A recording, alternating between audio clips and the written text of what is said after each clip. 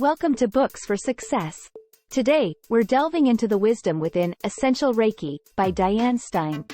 Dive into the ancient healing system of Reiki and learn how to utilize its power to heal yourself and others. You'll learn about the history behind Reiki, how to direct energy with your hands, a beginner's guide to using Reiki, the do's and don'ts of Reiki healing. Before we begin, subscribe and ring the bell for notifications if you want to keep receiving the knowledge of book summaries about health, wealth, love, psychology, and much more. Don't be shy about dropping your book suggestions for us to summarize. Also, you can use this video as an audiobook summary. Let's grow and succeed together. It all started with a chance encounter. Diane Stein first experienced hands-on healing techniques in 1983. Ever since, she has attended workshops and practiced with people for free. It wasn't until 1987 that she was introduced to Reiki, when two men witnessed her demonstrating a quick hands-on healing session and approached her. They asked who taught her Reiki and insisted on feeling her hands. They were hot after a healing session, proving that Diane was a Reiki healer. She was curious to know more. The dream seemed unattainable, with Reiki training costs reaching $10,000 per course. However, Diane found a woman who allowed her to attend classes without paying the fees. Thus, Diane didn't receive a certification as a Reiki master, but this never stood in the way of healing others and passing knowledge to other Reiki students. She began offering courses at accessible prices, encouraging the demystification of the healing process. Now, imagine the number of people who have healing potential but are unaware of it. Curious? Let's jump into the unseen world of healing energies and discover the power of Reiki. Where did Reiki come from? Reiki, a hand-touch healing system, dates back to the ancient gods of India. Legend says that Shiva, initially female, gifted Reiki to humanity, embedding it into our genetic code as a universal birthright. However, as we know it today, the traditional Reiki took root in the mid-1800s. Mikao Usui was a Japanese professor and Christian minister, curious about the world's most famous healers. He believed that both Jesus and Buddha used similar healing techniques, so he went on a quest to uncover them. Usui's search first led him to Tantra's esoteric practices in Tibetan Buddhism. In a Zen Buddhist monastery, Usui discovered ancient texts in Sanskrit detailing Reiki, a universal healing formula. He realized its power when scaling Mount Koriyama, where, after stubbing his toe, he was able to heal it spontaneously with Reiki techniques. He was the first to experience Reiki attunement, witnessing visions that revealed the symbols to him. Taking his newfound knowledge to the streets of Kyoto, Usui dedicated years to healing the city's impoverished. He managed to train 16 to 18 Reiki masters. One of his students took on the mission of spreading Reiki after his teacher's death, setting up a healing clinic in Kyoto where ordinary people could obtain treatments and attend lectures.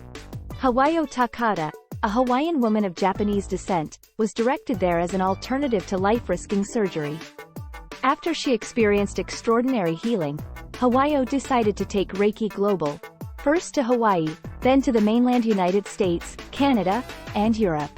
Takada's approach to teaching was controversial.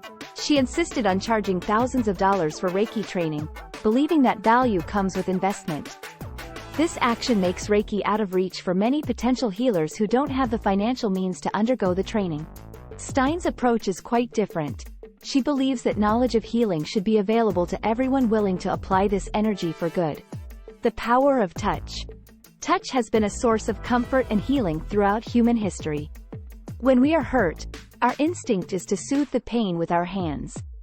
This automatic action forms the basis of Reiki, a method of healing that connects with the life force energy present in every living being. Unlike any other healing touch, Reiki involves a unique process of attunement that transforms the receiver into a healer. It believes each person can channel this life force to address physical, emotional, and spiritual issues. To become a Reiki practitioner, a person must pass 3 degrees of mastery. The first stage introduces them to direct healing, primarily focusing on physical issues. The person has to practice Reiki for self-healing first before working on others. As they progress to the second degree, the healing energy intensifies, bringing forth emotional and mental healing capabilities. At this stage, they meet with their own unresolved emotional issues and can start healing others. The third and final degree elevates the practitioner to a master, teacher level, focusing on spiritual healing and spreading this energy to the entire planet. Reiki philosophy states that physical pain often stems from emotional or spiritual distress. Healing, therefore, must address not just the symptoms but the root cause of the pain. Reiki healers advocate for a holistic approach to well-being. Many people have already experienced the benefits of Reiki healing. For example, Jane suffered from severe spinal injuries. Doctors told her she was likely to be wheelchair-bound and would need long-term rehabilitation. Diane decided to perform Reiki healing on her. She laid her hands to relieve a muscle spasm that was causing difficulty walking. She then returned with 2 other healers to perform a full-body healing session. To the doctor's surprise, Jane recovered quickly and could walk again in 2.5 weeks. That is not to say that Reiki replaces traditional methods of diagnosis and treatment. However, its impact goes beyond the usual boundaries of healing and can offer hope to those who can't be helped with conventional medicine and want to try something new. How to channel healing? The Reiki method is primarily a form of energy healing. Thus, a true healer can channel the energy of the universe through themselves and toward another being. This energy, flowing through the healer to the recipient, carries the potential for healing, transformation, and even psychic development. However, the outcomes of the healing process do not depend on the healer.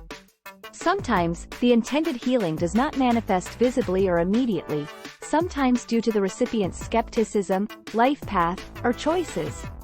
Moreover, the receiver may not always be ready to accept the healing.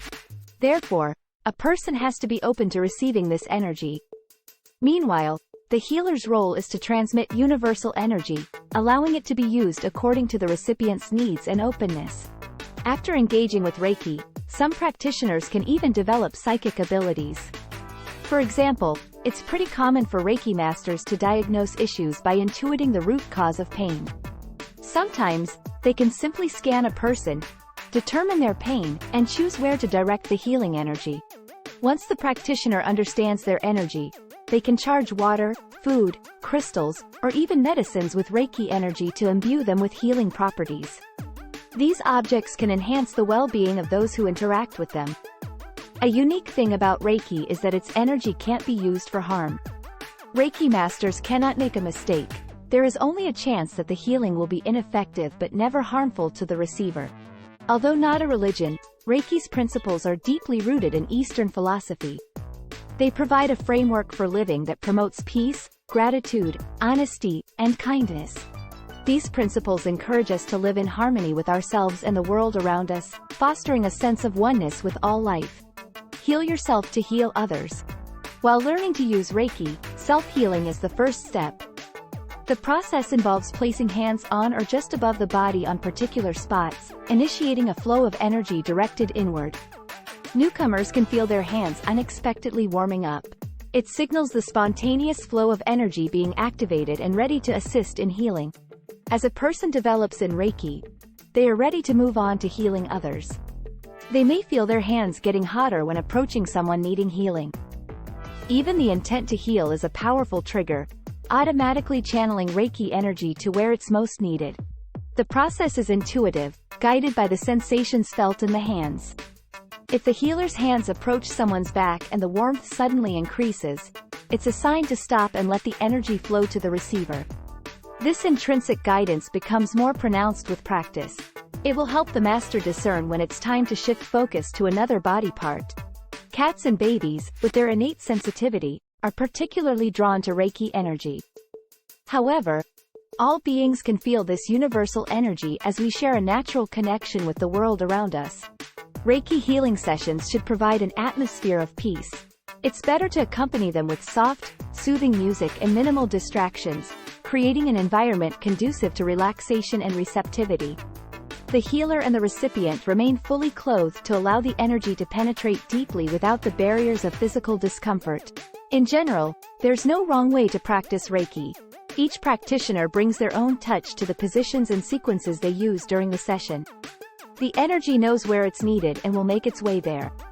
It can flow from any part of the master's body. The key is the intention to heal. The energy will do the rest. Keep your energy in check. Even though Reiki healing is intuitive, the process has several stages.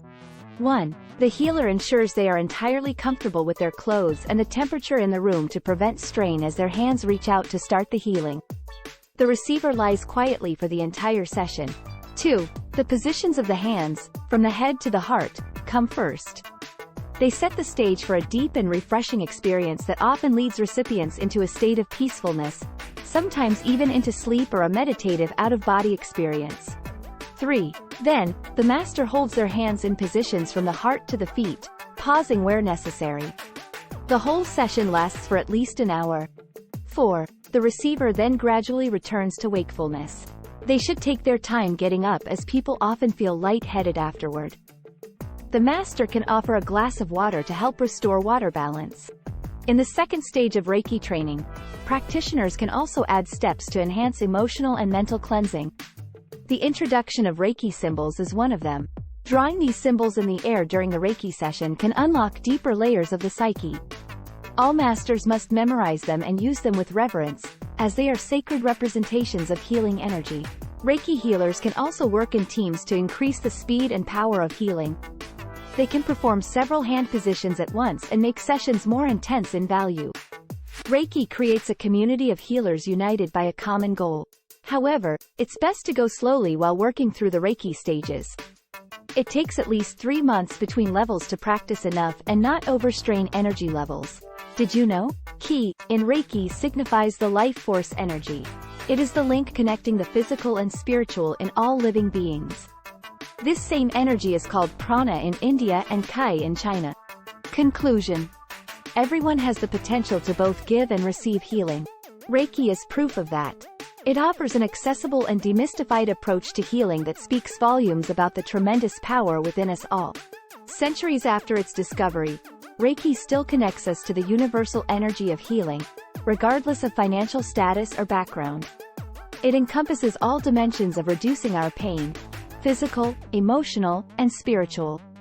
Reiki always starts with self-healing, reminding us to take care of ourselves before assisting others. Ultimately, all healing begins from within. Try this. Learn the positions of hands utilized in Reiki healing. Practice each position for at least 5 minutes, making a session at least an hour long. The best timing is before sleep or right after you wake up. Book a Reiki healing session to connect deeply with the practice as a recipient. Thanks for being part of our insightful voyage.